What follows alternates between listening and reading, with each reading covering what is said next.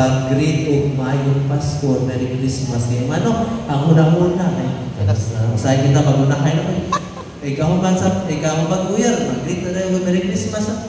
Una-una mo niya, basta kaya ko na kauna. Ay, suot ko na ni Cristo. No? Pero, usahay, mawala ang mawala ang pagsabot sa season. No? Tinuod man na ang Pasko, adlaw panahon na sa paghatag og mga gasa, no? May suon na ni Cristo ato na siyang sabto, no? Kay first, no, abot mo ng pinakadako na gasa ato ang Ginoo, no? Makabita, no? For example, no? Para masabtan na nato, makabantay mo ano ang misa ni Gallo siyang adlaw. Nabalo mo? O katong nag-misa ay simbangan niya, ang una akong ingon nila is okay, parehas ka mga nemerin o babae na magpapos siyang kapulan. Kada na siya ka ng marag pastoral na siya, dili kayo na siya laong mas laong pag pinanabot pasabot, no? Ang una manggod, ang unang nag-practice anak kanang siyang kaadlaw pag misa noven or pagpangandam ang Ginoo man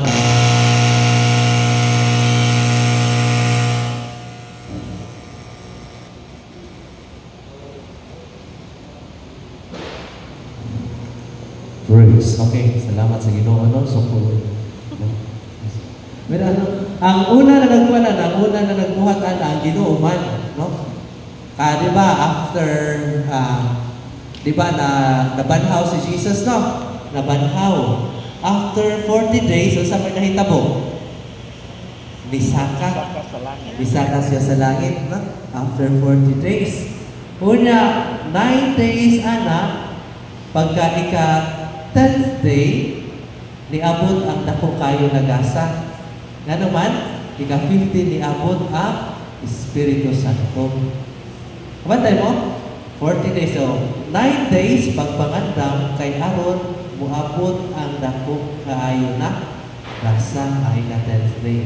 Naman ang maison ko na ni Cristo kasagaran, muna mag-novena ta kay ato ang pagpangandam aron na ay muabot na dako na grasya o gasa. No, maison ko na ni Cristo, no?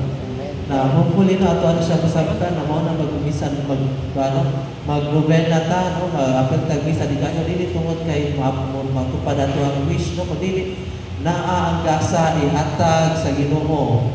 Either you are ready or not, ihatag sa Ginoo. Kung naman ka ready, di na gito makadawat, no? Wala nakapait ana. Karon maison ko na ni Cristo, may tag-gift o gasa, no?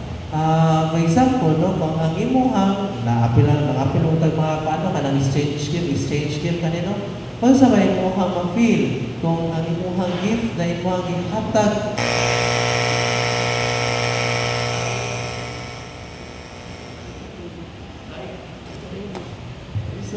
okay. Usa nga imuhang ma-feel kung ang imuhang ka-exchange gift, example, naka-exchange gift, nakatungyahan na dawat na gift, which is ikanimo, iyahan ang ipadapli, no?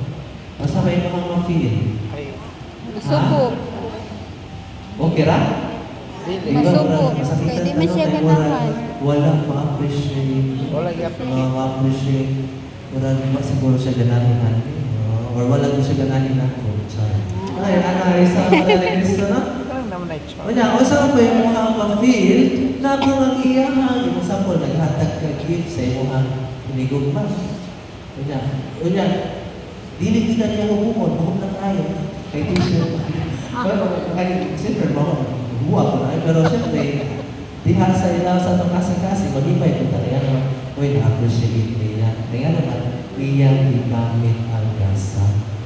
No, mga isuan ko na ni Cristo, no? Ato ang inumduman ng ato ang Ginoo, diha sa itong pagpanganda, sa novena, muhatag siya nato og grasya o gasa. Kaya kini gasa na iyang ihatag, which is iyahang kaugalingon mismo, ihangyo ta na ato aning gamiton ng maong gasa. Kaya kung hindi din nato gamiton, masakitan ang ato ang Ginoo. Ano may isuan ko na ni Cristo? Kung pangutana, saan mo ng paggamit ng Father? Remember, ang kiningasa na ato ang ipasukan ng Pasko Kristo, gasa sa ato ang Ginoo, muna ang gasa sa kabaguhan. No, may sunod kila ni Kristo.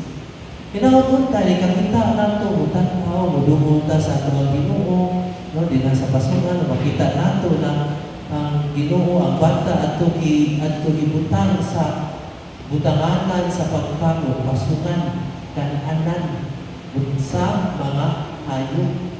No, sa pagkamot, di ba? Wala, dili sa ato ang isa, ato ang Ginoo, nagikan sa pagkabata, nagpakatao, nagpahimo pagumpan, aron, kan mo, saya pagkabata, gibutang sa pasungan, kananan, kay atong kaon ng mga animals, ang Ginoo nagpahimo pagkabata, kanang pan para ato ang kanmo.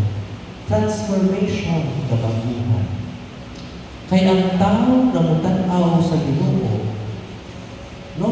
Una, tinun-anay na nakiksuon niya na ay adunay kabaguhan. Una, kinigiyahang kabaguhan, kininagasa, iyahanin ma-share adto sa mga tao na gi-trust sa Ginoo, special nila sa family. Hinaupunta ang pag-invitasyon sa Pasko na ang mga amahan, no, namutanaw ngadto sa Dios dinha sa Belen, no, ang batang Jesus na nasa Belen na ay kabaguhan, kay wala may perfecto na amahan. Pero makita unta nila na ay mga batasan na ngayon nilang gusto. No? Imbis na mag-spend o more time sa barkada, mag-uunan nila, hindi nila mag-usap ako. Kaya naman ang Ginoo. Kanang hindi na sa Ginoo ba? Kaya na, mag-uunan ko, imbis na matok sa kabarkada, ito na kasama ang pamilya, mag-istorya, mag-ustalina.